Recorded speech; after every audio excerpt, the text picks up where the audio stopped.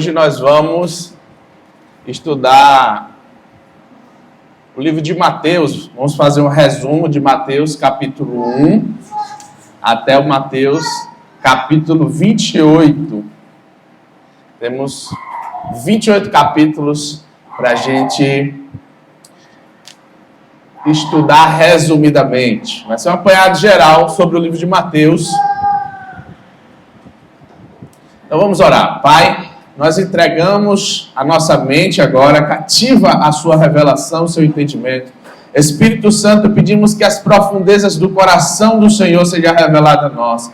Que a capacidade humana seja limitada agora pelo teu poder do teu Espírito. Pois a tua palavra diz que as coisas inúteis são confundidas, são criadas pelo Senhor para confundir as coisas que são úteis. As coisas que são loucas são criadas para confundir as coisas que aparentemente são sábias. Que a sua sabedoria, meu Pai, exerce um poder sobre a fraqueza. Que quanto mais nós nos humilhamos ao Senhor, a mão forte do Senhor nos exalta. E por isso nós te agradecemos, Pai, por esta noite, por esse estudo, por a tua palavra que vai ser pregada e anunciada. Espírito Santo, nós te agradecemos em nome de Jesus.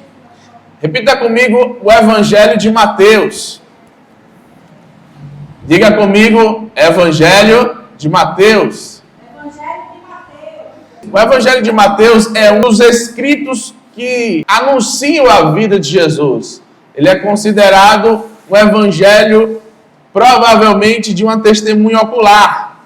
Mateus, chamado também de Levi, ele era um dos 12 apóstolos ao qual Jesus chamou para segui-lo, como está escrito aqui no capítulo 9, versículo 9 ao 10. Fala sobre a vocação de Mateus ou de Levi. Este evangelho é o primeiro livro do Novo Testamento e ele tem particularidades pelo volume de informações e também pela especificidade, pelo aquilo que Mateus colocou como especial, que é a revelação de Jesus Cristo como o Rei, o Messias, o Cristo e o profeta, e também como o Emanuel, Deus conosco. Uma particularidade do livro de Mateus é que traz também a relação de Jesus como judeu e o entendimento melhor sobre doutrinas e princípios que estão atrelados às profecias e a lei de Moisés. Então, a lei de Moisés e a vida de Moisés vai ser muito equiparada a Jesus. Muitas menções do Antigo Testamento, a Virgem, também conforme está escrito lá em Isaías capítulo 9, do verso 6, em diante, que diz que aquele principado estava sobre aquele menino. Um menino nos nasceu e um filho foi nos dado. E sobre os seus lombos está um poder principal, um poder de presidência. E ele será chamado Príncipe da Paz, Pai da Eternidade. Ele é mencionado ali como o próprio Deus. Então, o livro de Mateus também trata um pouco sobre a divindade de Jesus Cristo. O Emanuel, Deus conosco, o homem que por muitas vezes é adorado pelas pessoas e Jesus permite a adoração a essas pessoas. Então, é o Deus que se faz presente juntamente conosco por uma criança. E Mateus capítulo 2 vai falar um pouquinho sobre essa criança que nasceu. E ele é anunciado como uma criança, um filho que Maria ia dar à luz. O seu nome seria Jesus, porque ele salvará o seu povo dos seus pecados. Então repita comigo, Jesus nasceu e o nome dele tem a ver com salvação dos pecados. Então, esse menino, ele veio com um propósito bem definido pelo livro de Mateus. Ele é salvador do povo que está em pecado. Salvará o seu povo dos seus pecados. Então, o objetivo de Jesus, em priori, principal, é salvar o seu povo. E qual é o povo de Jesus? O povo de Israel. Amém? Então, o foco de Mateus é tratar sobre o Messias do povo de Israel. E Israel como o foco principal do ministério, do evangelismo, da pregação e do ensino de Jesus. Repita comigo, Jesus pregava para o povo de Israel e somente para o povo de Israel. Então, o ministério de Jesus começou para o povo de Israel, e ele falou que do povo de Israel, então seriam abençoados todos os confins da terra, mas no início, no princípio das coisas, do seu ministério, o foco de Jesus é o povo de Israel, que salvaria aquele seu povo dos pecados. Nós vamos ler isso em diante, uma história muito importante do livro de Mateus, que é a história de Jesus e uma mulher cananeia, Sirofenícia. Mais para frente nós vamos ler essa história. Então, no capítulo 2, Jesus ele é mencionado como uma criança perseguida. No capítulo 1, Jesus nasce, o nome de Jesus é dado, José, o seu pai, e Maria, por divina revelação, são explicados, são ensinados acerca do objetivo principal, do nome, do propósito dessa criança. E no capítulo 2 vai ocorrer uma situação de perseguição quando Jesus tinha cerca de 2 anos. Então, do nascimento de Jesus, no capítulo 1, passa para cronologicamente a história de Jesus com cerca de 2 anos. Essa foi a menção dos magos que vieram do Oriente acerca da idade da criança. Por isso que dentro dessa perseguição, o Herodes o Grande, que era o que governava aquela região ali, ele era o governador daquela região, ele mandou que matasse todas as crianças de 2 anos para baixo. Mateus cita a profecia de Jeremias 31:15, que fala: em Ramá se ouviu voz de lamentação, choro e grande pranto. Raquel chorando os seus filhos e não querendo ser consolada, porque já não existem. Então, a história de perseguição e morte de crianças, ela é mencionada também na vida de Jesus. O que isso reflete? É que na vida de Moisés aconteceu algo semelhante.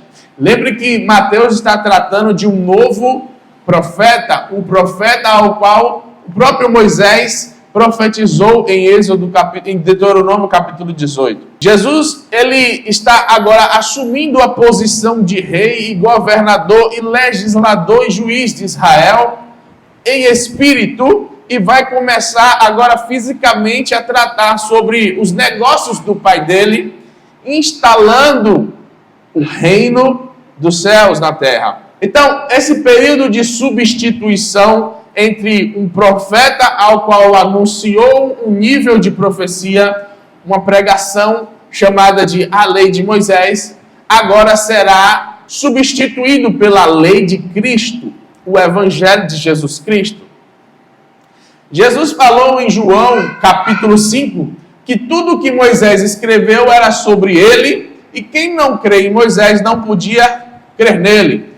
Em Mateus capítulo 5, Jesus disse, não vim anular a lei e nem os profetas, mas sim cumprir. Porque eu te digo que nem mesmo um pequeno detalhe das escrituras pode ser modificada e não se cumprir. Tudo o que está escrito vai se cumprir, até mesmo um tio, até mesmo uma acentuação. Qualquer detalhe da lei terá que se cumprir. Então Jesus elevou os escritos de Moisés, as profecias dos profetas ao mais alto nível, ao nível onde nada que foi falado poderia deixar de se cumprir.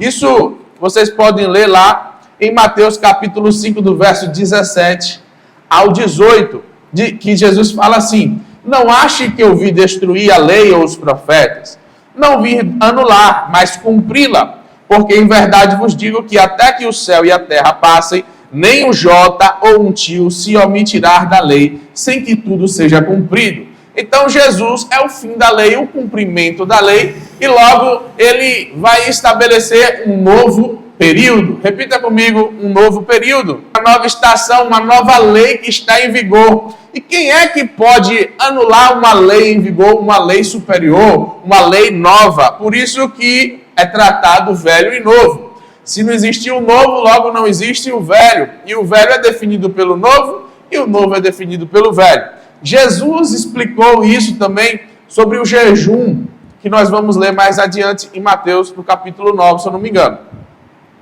No capítulo 2, essa perseguição que Jesus sofreu é também semelhante à perseguição que Moisés sofreu. Quando Moisés também era pequenino, o faraó da época ordenou que todas as crianças, os primogênitos machos do povo de Israel fossem assassinados. Porque faraó percebeu que eles se multiplicavam e se engrandeciam sobre o território do Egito. Então, por medo de que eles assumissem o lugar, a posição e se voltassem contra os egípcios e então dominasse eles, então começou a faraó a perseguir o povo de Israel, matando, assassinando as crianças também pequeninas. Esta é uma semelhança. E assim como Moisés foi protegido no Egito, Jesus também aqui no capítulo 2, ele é protegido no Egito, porque os anjos que revelavam, o anjo Gabriel que revelava os sonhos a José, o pai de Jesus, começou a receber mensagens dos anjos a respeito da ira de Herodes, que era o governador daquela época, para que ele fugisse. E então o anjo mandou, vai ao Egito e lá você fica. Então Mateus cita uma profecia de Oséias capítulo 11, 1, que diz, do Egito chamei o meu filho. Então Deus, assim como Deus conduziu Moisés a ser protegido no Egito, Jesus também está sendo protegido no Egito. Lembre que Abraão sofreu também quando estava no Egito. Lembre o que ele passou no Egito e como ele foi guardado por Deus no Egito. Lembre como Davi sofreu perseguição. E lembre agora que Moisés e Jesus estão também sofrendo perseguição e ira. Ou seja, essas pessoas são sempre perseguidas por um espírito da morte que quer destruí-las. Mas Deus está sempre guardando o seu filho. Deus está sempre cuidando de Jesus, cuidando dele a todos os momentos, dando revelações, indicando ele aonde ele iria. Ele é mencionado como aquele que nasceria em Belém, porque está escrito em Miqueias 5:2 assim: e tu, Belém, terra de Judá, de modo nenhum és menor entre as capitais de Judá, porque de ti sairá o guia, que há de apacentar o povo de Israel. Então, Jesus foi mencionado como o guia de Israel, o Cristo é mencionado como o apacentador, o pastor do povo de Israel, e ele também é mencionado como aquele que nasceria em Belém. Esta é a profecia que se cumpriu, conforme também vocês podem ler melhor em Lucas capítulo 1 e Lucas capítulo 2. A perseguição de Jesus no capítulo 2, ela é encerrada no momento em que o anjo Gabriel revela a José a necessidade de voltar do Egito, porque Herodes, aquele que buscava matar Jesus por medo de que ele assumisse o trono, porque os magos do Oriente vieram do Oriente dizendo, já nasceu o rei dos judeus.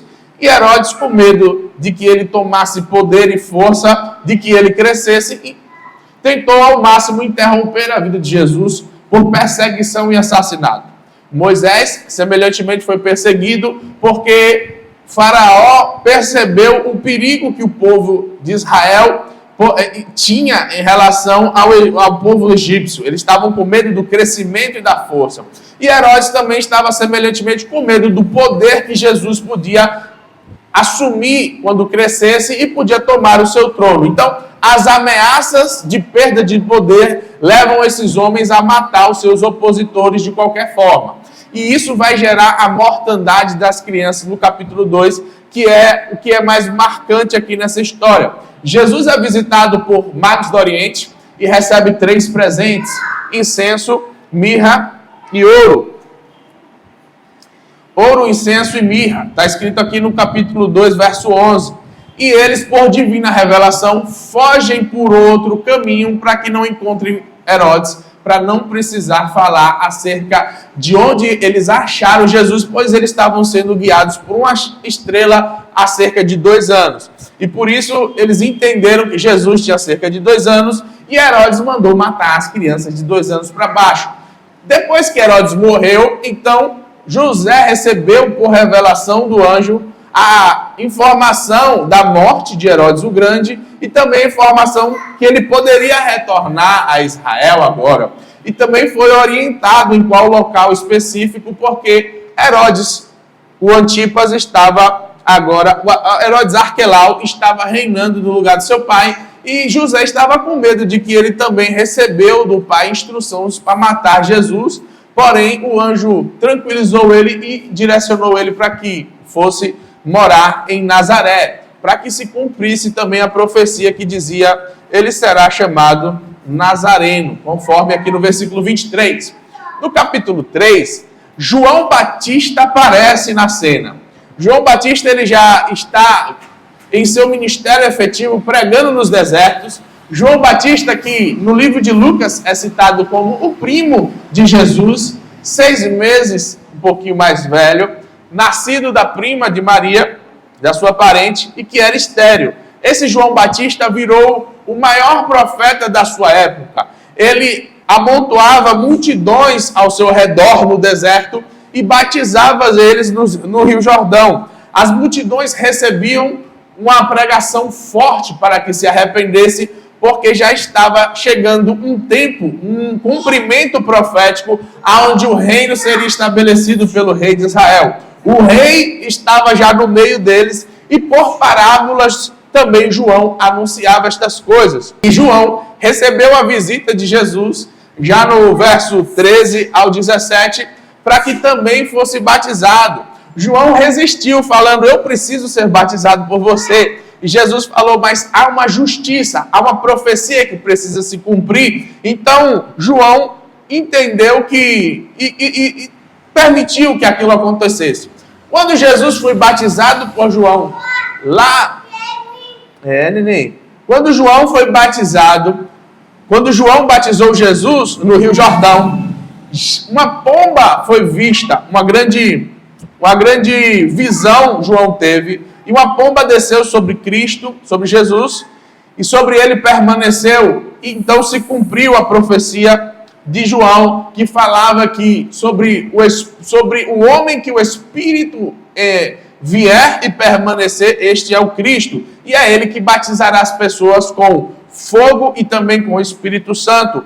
Jesus era mencionado ali profeticamente por João Batista como aquele que batizava com Espírito e com fogo. Enquanto eu, João Batista, batizo com águas para que as pessoas se arrependam, confessando os seus pecados, haverá outro que virá, que é maior do que eu, que não sou digno nem mesmo de carregar as sandálias dos seus pés. Ele batizará com o Espírito Santo e com fogo. E então Jesus ouviu, e também aqueles que estavam reunidos ouviram uma voz no meio do batismo, quando Jesus saiu das águas, dizendo assim: eis que uma voz dos céus dizia: este é o meu filho amado, em quem eu tenho prazer. Este é o meu filho amado, em quem eu tenho prazer. Por que é importante as menções das experiências sobrenaturais que Jesus tinha e também que testemunhavam acerca de Jesus como o homem de Deus que ele era e como o filho de Deus que ele era, que agradava ao Pai? Por quê? Porque assim também era com Moisés. O próprio Deus falava em voz audível e o povo ouvia a voz de Deus, e quando Deus afirmava o testemunho profético e o ministério de Moisés, para que o povo temesse a palavra que saía da boca de Moisés. Então, foram algumas experiências que Jesus teve, onde uma voz audível pôde ser ouvida por pessoas que estavam ali reunidas. Foram 3 ocasiões, e uma delas é citada no livro de Mateus, aqui no batismo, quando Jesus é batizado nas águas e também quando ele é cheio do Espírito Santo. Em Mateus capítulo 4, já Jesus vai ser conduzido pelo Espírito Santo ao deserto. Ele vai ser conduzido pelo Espírito Santo ao deserto para ser provado e para ser tentado pelo próprio diabo. Vencendo os 40 dias e 40 noites de jejum, Jesus então é servido ali por anjos, e ele come e ele bebe e está agora tranquilo, depois de vencer Satanás com a palavra de Deus, apenas afirmando o que estava escrito e também o que estava escrito. Em outras passagens do livro de Deuteronômio, no capítulo 8, e também Deuteronômio capítulo 6, verso 13 e verso 16. 3 passagens que Jesus utilizou ali, e o capítulo 10, verso 20. onde Jesus guerreou contra Satanás usando a Bíblia Sagrada, o Antigo Testamento, e em especial o livro de Deuteronômio, que é a lei de Moisés, dentro do Pentateuco, dos 5 livros que Moisés escreveu. No capítulo 4, menciona o início do ministério de Jesus e a característica principal deste evangelho, deste anúncio, desta pregação. Primeiro, Jesus começou o seu ministério após a prisão de João Batista. Jesus começou o seu ministério após a prisão de João Batista. Segundo o verso 12 em diante fala, e o verso 17, que diz assim: desde então começou Jesus a pregar e a dizer: arrependei-vos, porque é chegado o reino dos céus. No verso 23 fala sobre como era o ministério de Jesus. Ele percorria toda a Galileia, ensinando nas suas igrejas ou sinagogas, pregando o evangelho do reino, curando todas as enfermidades e moléstias entre o povo. E a sua fama correu por toda a Síria. Traziam-lhe todos os que estavam doentes de várias enfermidades, tormentos, endemoniados, os lunáticos, os paralíticos, e eles eram curados. Então, o ministério de Jesus tinha uma característica singular. Primeiro, a pregação de Jesus é um evangelho chamado Evangelho do Reino, a boa notícia da vinda de um reino. Este reino que vinha com certas manifestações. Através da pregação, do ensino, Jesus curava toda sorte de moléstias e doenças, expulsava os demônios. Esta foi chamada de a nova doutrina. Uma nova doutrina, repita comigo, a nova doutrina. Por que Jesus foi chamado de aquele que trouxe uma nova doutrina? Porque ele trouxe algo que antes jamais havia acontecido ao povo de Israel e visto ao povo de Israel. Moisés também foi assim. Deus prometeu a Moisés que traria sinais singulares, que nunca houve e nunca mais haveria através do seu ministério. E Jesus também trouxe uma singularidade, porque através do ministério de Jesus, sinais que nunca houveram, sinais que nunca tinham sido mencionados na Escritura do povo de Israel, e sinais que nunca mais aconteceram semelhante ao que Jesus fazia, a não ser que sejam apóstolos e ministros ao qual Jesus determinou esse poder, essa autoridade para pregar o evangelho do reino. Então Jesus, ele é um precursor de milagres e sinais que acompanhavam o seu ministério, enquanto João Batista pregava sobre arrependimento para que o reino se manifestasse. Jesus também pregava: arrependei-vos para que venha sobre vós o reino dos céus, para que vocês estejam preparados para a vinda desse reino e possam ser participantes da cidadania, possam entrar neste reino. Só que a manifestação do poder deste evangelho sempre foi evidenciada com curas, milagres, maravilhas e também com expulsão de demônios. Por isso Jesus foi caracterizado com: que nova doutrina é esta, que com o poder da palavra e com a autoridade ele expulsa demônios. É a primeira vez que expulsões de demônios por meio da palavra é mencionada através de um profeta e de um homem de Deus. Então esta é a singularidade do evangelho de Jesus. Por exemplo, no Velho Testamento, há multiplicação de pães e peixes. Jesus também fez isso, aqui em Mateus capítulo 14 e capítulo 15, 2 multiplicações de pães e peixes. Mas o profeta do Antigo Testamento também fez isso. Eliseu, por exemplo. Aqui há menções de curas e milagres. Nós vemos também Naamã, por exemplo, o leproso ser curado. Nós vemos pessoas sofrendo de enfermidades, de problemas sérios e serem curadas no Antigo Testamento. Porém, o que é evidente no ministério de Jesus é a proporção, é a manifestação intensificada de poder. Isso que era notório, era esta fama de Jesus. A fama de Jesus veio não somente pela sabedoria da pregação, mas pela manifestação de poder, curas e libertações de pessoas que estavam presas a demônios. Então vai ser comum vocês verem passagens no livro de Mateus, onde cegos, mudos, surdos, doentes, aleijados, pessoas com deformidades são curadas e libertas. Por quê? Porque esta é uma profecia também do Antigo Testamento, lá do livro de Isaías, onde os cegos iriam ver, onde os surdos iriam ouvir, os paralíticos iriam, inclusive os mortos iriam ressuscitar. Este é o ministério, a característica do ministério de Jesus e deste novo evangelho, o evangelho do reino que tem sido pregado. Então Jesus veio para trazer uma novidade, um peso maior, uma força maior e uma lei superior. Toda lei que vai substituir uma outra lei, quando ela entra em vigor, ela tem peso maior do que a lei antiga. A lei antiga é substituída pela lei nova. De que forma? De que forma? Trocando-se posições ou assumindo que daqui em diante, ou do mês, ou do dia tal, entra em vigor uma lei. E Jesus disse, eu vim cumprir. Eu sou o fim desta lei de Moisés, mas também eu sou o início de uma nova lei superior. E por isso Jesus, no capítulo 5, no capítulo 6 e no capítulo 7, vai trazer uma nova realidade, que é a realidade do reino. Repita comigo, a realidade do reino. A realidade do reino é aquilo que é legal, é aquilo que está escrito como lei e é uma possibilidade de um homem viver e de uma mulher viver. Ou seja, Jesus está dando agora às pessoas possibilidade.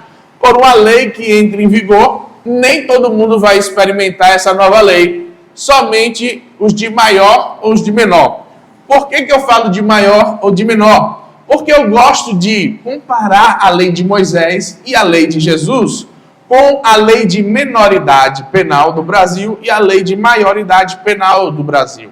Como é que funciona isso? Até os 17 anos e ali 11 meses e 29 dias, aquela homem é considerado de menor, aquela mulher é considerada de menor. E por isso as regras, as leis que estão sobre ele, têm um vigor menor do que um dia depois.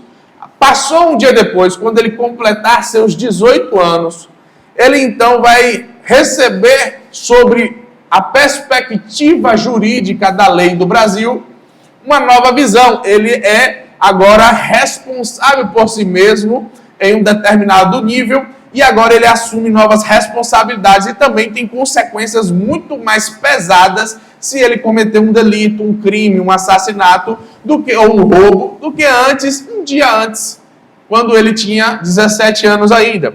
Semelhantemente, a lei de Moisés e a lei de Cristo. A lei de Moisés está relacionada ao tempo presente, a lei de Cristo está relacionada à eternidade. A lei de Moisés condena muito mais o corpo físico, enquanto a lei de Cristo trata sobre a alma e o espírito muito mais.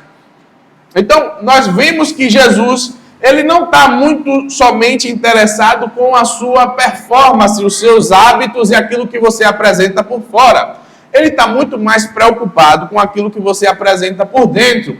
O por fora é necessário também, é importante, mas precisa refletir o que está dentro do seu coração e precisa ter uma motivação correta. Moisés estava mencionando a necessidade dos homens não adulterar, não matar, não roubar, não mentir, não fazer falsos juramentos. Jesus estava mais interessado em nem ele pensar nessas coisas, nem ele desejar essas coisas. Ele viver de uma forma ao qual essas coisas não são necessárias e não faz parte da sua mente, dos seus desejos, dos seus propósitos. Por que Jesus está trazendo esta nova realidade?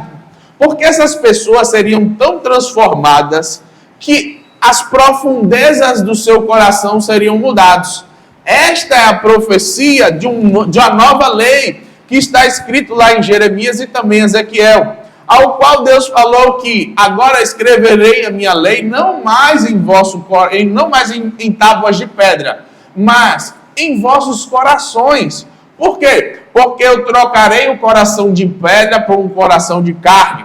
Eu vos darei um novo espírito e porei dentro de vós o meu espírito, para que me temam todos os dias da sua vida, para que vocês prosperem, sejam abençoados, sejam felizes.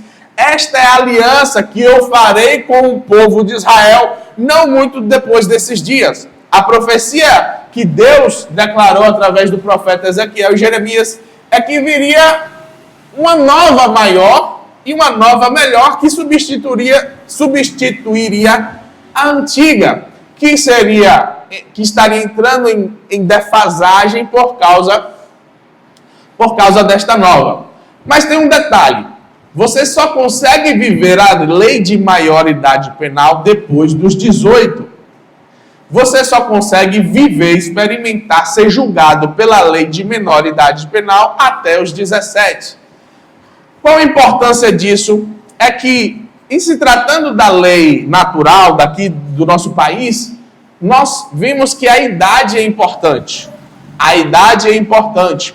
Quando nós tratamos da lei espiritual de Cristo, a lei de Moisés é importante para todos aqueles que creem conforme uma menoridade penal, conforme uma menoridade de maturidade.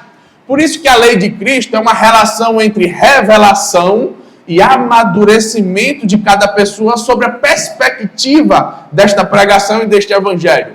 O que quer dizer é que a nova lei só serve para quem crer nela e para quem vive sobre o tempo aonde ela está em vigor. São duas coisas. Porque Jesus falava muitas vezes assim, como creste, assim será feito. Da forma que você julga, então você será julgado. Que é uma forma diferente de repetir olho por olho e dente por dente. Se você não perdoar, não será perdoado. Como está escrito aqui em Mateus capítulo 6. Nesse concerto, nesta aliança e nessas leis que Jesus está citando como uma nova lei. Porque ele dizia assim, ouviste o que foi dito pelos antigos, não matarás, mas qualquer que matar será réu de juízo. Eu, porém, vos digo, quer dizer, eu falo algo novo, eu falo algo diferente. Qual é o problema da lei de Moisés? Para Jesus, é que ela tratava apenas do hábito de matar, mas não tratava do ódio no coração. E Jesus falou assim, eu, porém, vos digo que qualquer que sem motivo, algumas versões não traz essa informação sem motivo, qualquer que se encolerizar contra o seu irmão, será réu de juízo, e qualquer que disser ao seu irmão, você é desprezível, ou raca, será réu do sinédrio. Qualquer que lhe disser louco, será réu do fogo, do guiena. Amém? Então, Jesus disse que na proporção do seu ódio e na proporção do aprofundamento desta ira, é que você vai ser julgado. Pelo quê? Pelas consequências. Se você não dominou essa ira e fez algo, mesmo que não seja matar uma pessoa fisicamente, você será condenado em 3 instâncias diferentes, de acordo com o nível de comportamento, de profundidade de ira expressada em uma atitude. Ou seja, Jesus está trazendo o nível ao coração do homem, um nível mais alto de equilíbrio.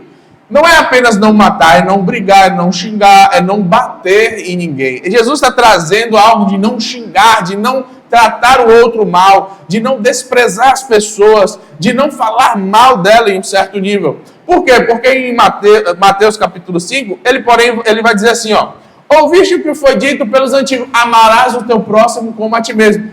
Eu digo a vocês outra coisa, eu porém vos digo, amai inimigos. Não está na lei de Moisés amar inimigos, está dizendo lá, aborrecei os seus inimigos. Jesus está dizendo, eu porém vos digo, amem seus inimigos. Falem bem de quem fala mal de vocês.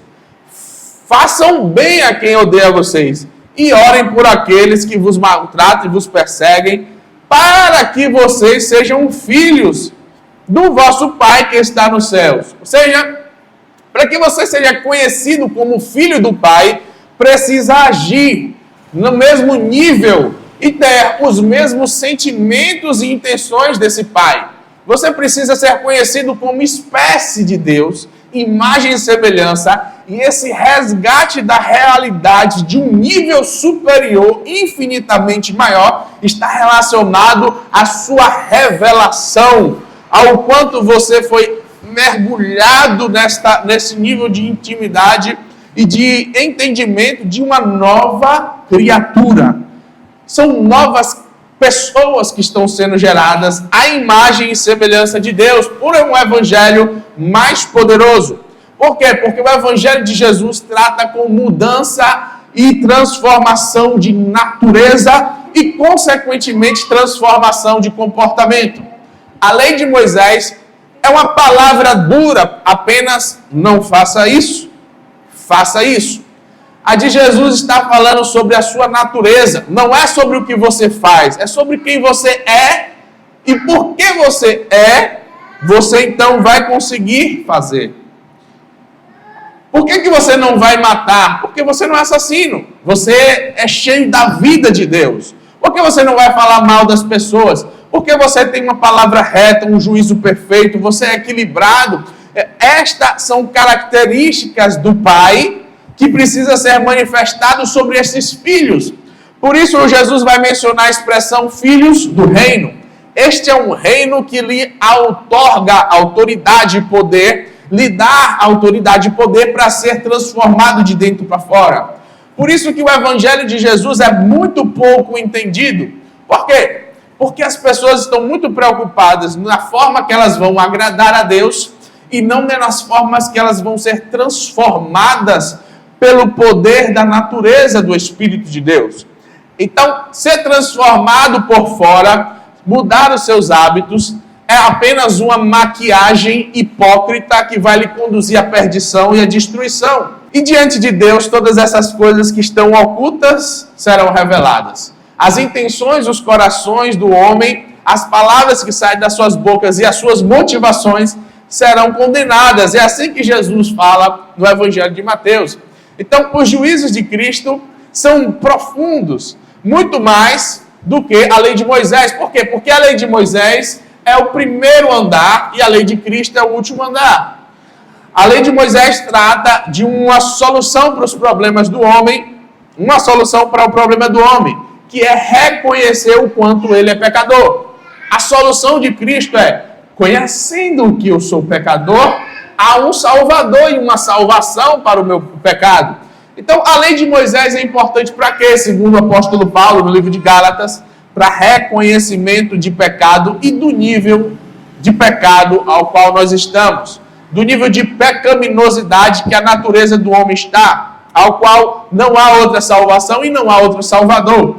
E o Evangelho de Jesus trata com a resposta e a solução, porque eu tenho palavras de vida, mas de vida eterna, de vida em abundância. Eu tenho a solução para o problema do homem. Eu não nasci, preguei o Evangelho, morri, ressuscitei e estou assentado à destra de Deus na majestade da altura para ver as pessoas viverem da mesma forma. Então o Evangelho de Jesus trata sobre um novo nível, uma nova natureza ao qual o homem deve viver. Não anulando a lei de Moisés, mas dando a ela uma elevada em seu rigor e também tanto nos deveres quanto nos direitos ao qual as pessoas receberam. Ou seja, eu tenho a natureza de Deus e por isso eu sou cobrado ao nível da natureza do meu Pai. Porque amar quem te odeia não faz parte da natureza pecaminosa, caída do homem, como nós vimos depois de que Adão pecou junto com Eva e que Caim matou Abel e tudo aquilo que nós estudamos no livro de Gênesis. Agora nós vemos que as consequências do pecado e da profundidade da corrupção do homem atingiu um nível onde ele não pode salvar a si mesmo. E como é que eu enxergo isso? A lei de Moisés trata sobre isso. É um projeto de Deus para que o homem veja, realmente eu não tenho como ser aceito por Deus, ser amado por Deus, a não ser que ele decida.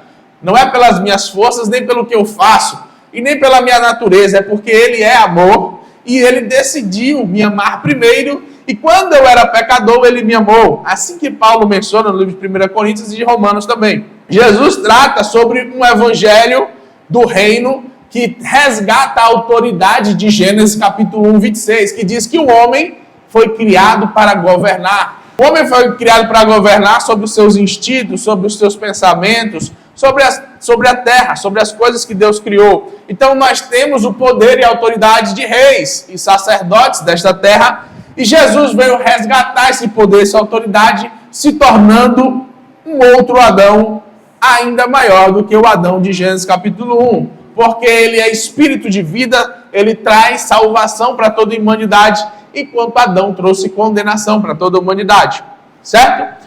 Em Mateus capítulo 8, nós vamos ver muitos sinais, curas e milagres de Jesus. Jesus vai ali curar leproso, Jesus vai curar um servo de um centurião de Cafarnaum, Jesus vai curar a sogra de Pedro, que estava com febre. Jesus também vai apaziguar uma tempestade ao qual os discípulos estavam desesperados, achando que iam morrer porque o barco ia afundar. Jesus vai libertar os endemoniados em Gadara também. Isso tudo no capítulo 8. E há alguns versículos acerca dos que Jesus chamava, falando, segue-me. E algumas pessoas recusavam seguir Jesus por estar preocupados com as coisas ao qual eles precisavam resolver. Lá no capítulo 9, um paralítico vai ser curado em Cafarnaum. Ele foi lançado junto com seus amigos, foi pendurado pelo telhado da casa de Jesus, e Jesus, vendo a fé daqueles homens, o curou, libertou e perdoou aquele homem. Levi é chamado ao ministério de apóstolo para seguir Jesus, ali na vocação de Mateus, do capítulo 9, do verso 9 ao 10. E Jesus vai ser questionado acerca do jejum, pois os seus discípulos não jejuavam como era comum entre os discípulos de João Batista e os fariseus. E Jesus vai falar uma parábola para eles acerca de um vinho novo e o vinho velho. O odre novo e o odre velho, aonde há compatibilidade entre o que é novo e o que é velho. Não se pode colocar um vinho novo em um odre velho, porque pela fermentação do vinho novo vai se romper o odre velho, que já está dilatado e já não tem capacidade de se esticar. E também o vinho velho não se coloca em um odre novo. Da mesma forma, assim, Jesus disse que não era necessário que os discípulos estejam em jejum enquanto ele estava ali com eles, mas assim que ele fosse conduzido a um outro local, os seus discípulos jejuariam. Jesus cura uma mulher de fluxo de sangue, que havia 12 anos com esse fluxo de sangue, e também uma menina de 12 anos, que é a filha de Jairo. Ela é ressuscitada da morte, depois de ter uma enfermidade e morrer. Jesus cura 2 cegos e um mudo, ao qual, na verdade, o espírito que estava nele era mudo. A Bíblia diz assim: e havendo-se eles retirado, os cegos que foram curados, trouxeram-lhe um homem mudo e endemoniado. E Jesus expulsou o demônio, falou o mudo, e a multidão se maravilhou, dizendo: nunca tal viu em Israel. Mas os fariseus diziam: ele expulsa demônios pelo príncipe dos demônios, ou por Beelzebul. E Jesus ali questionava eles como é que um reino pode ser dividido entre si, qual é a força que ele tem. Se Satanás expulsa Satanás, é óbvio que ele não vai se expandir. No final do capítulo 9 e do 10, Jesus vai tratar sobre as missões, sobre a pregação do evangelho como missão sobre toda a terra. Como os apóstolos precisavam ver o que eles estavam fazendo e o que eles estavam sendo chamados. Ali tem também a lista dos 12, os nomes dos 12 apóstolos ao qual Jesus chamou, que significa mensageiros, aqueles ao qual vão levar a mesma mensagem que eu estou levando. E Jesus deu poder sobre os espíritos para aqueles homens, e para que eles expulsassem e para que eles curassem toda enfermidade e todo mal. Esses apóstolos receberam de Jesus a ordem de ir, de pregar e dizendo: é chegado o reino do céu. Curai os enfermos, limpai os leprosos, ressuscitai os mortos, expulsai os demônios.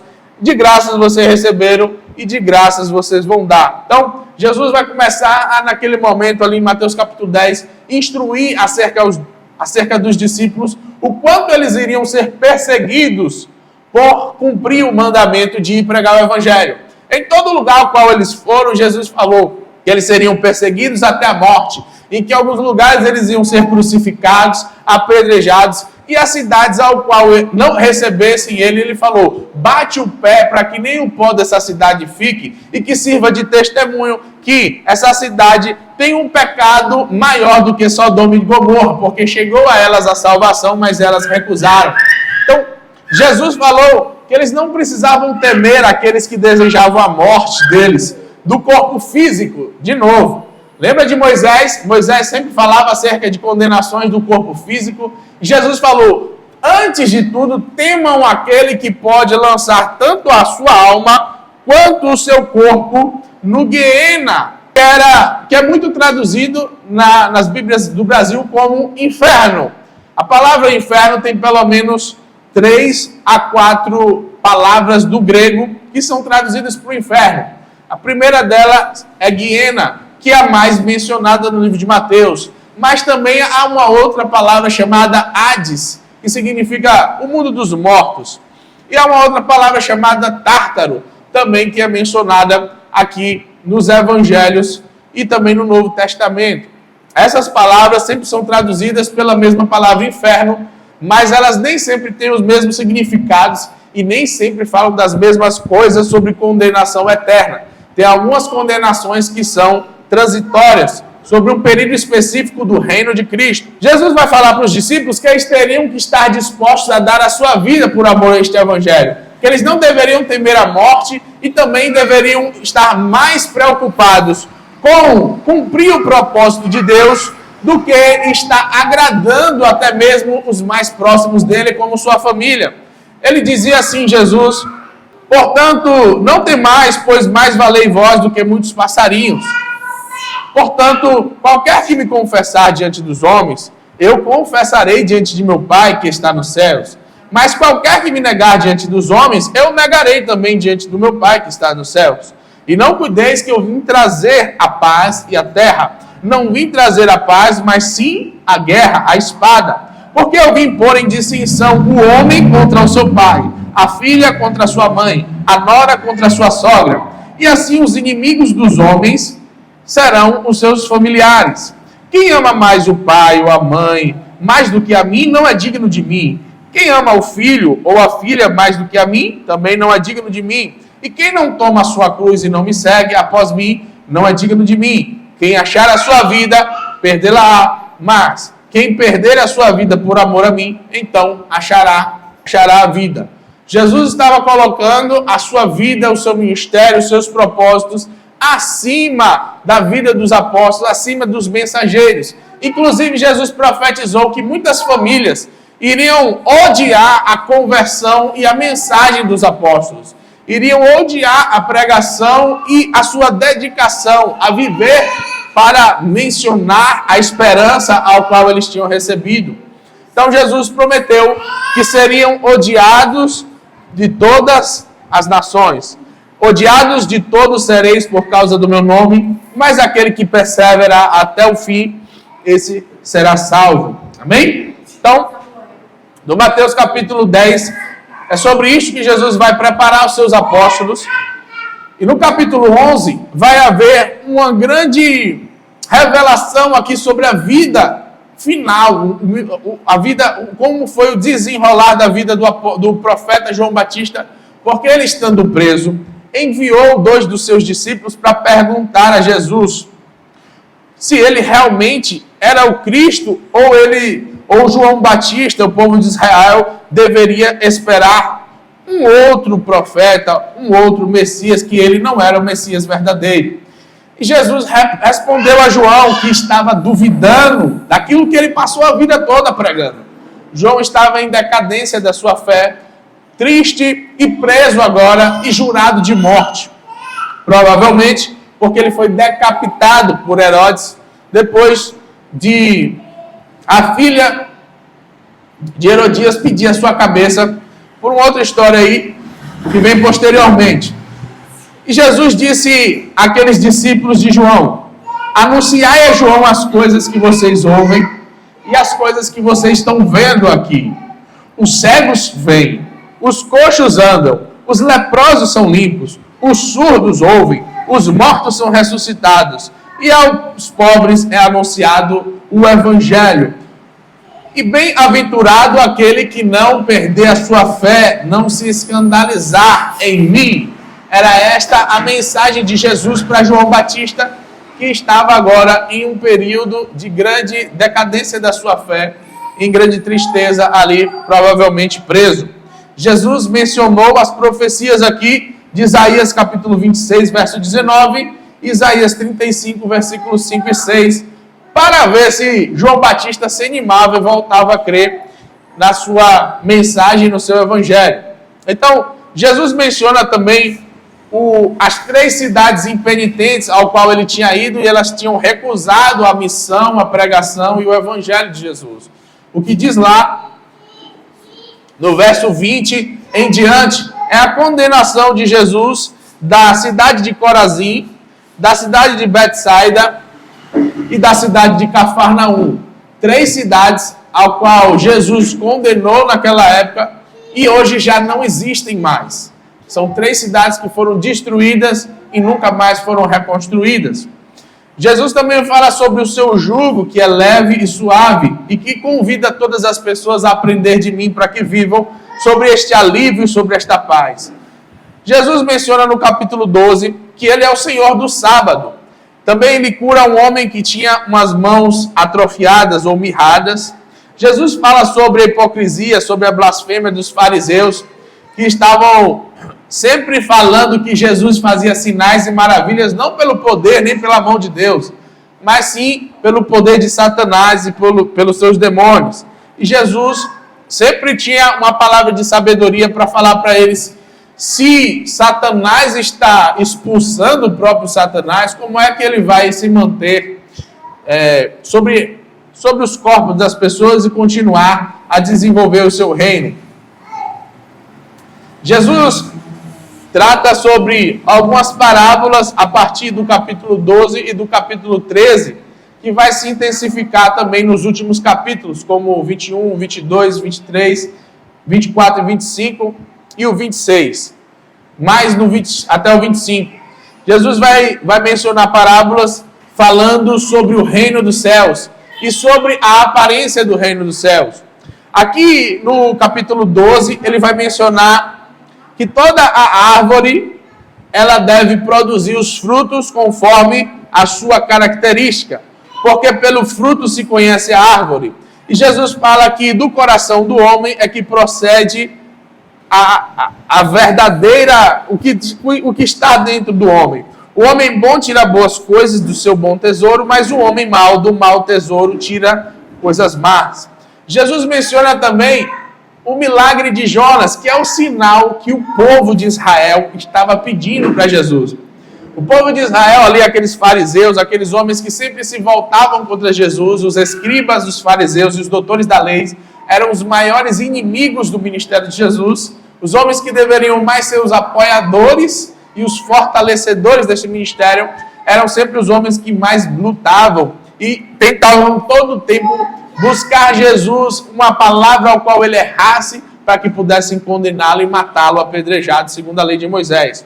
Então Jesus chama aquela geração de hipócrita, dizendo que, assim como o profeta Jonas, ele esteve 3 dias no ventre de uma baleia, Jesus passaria 3 dias também no seio da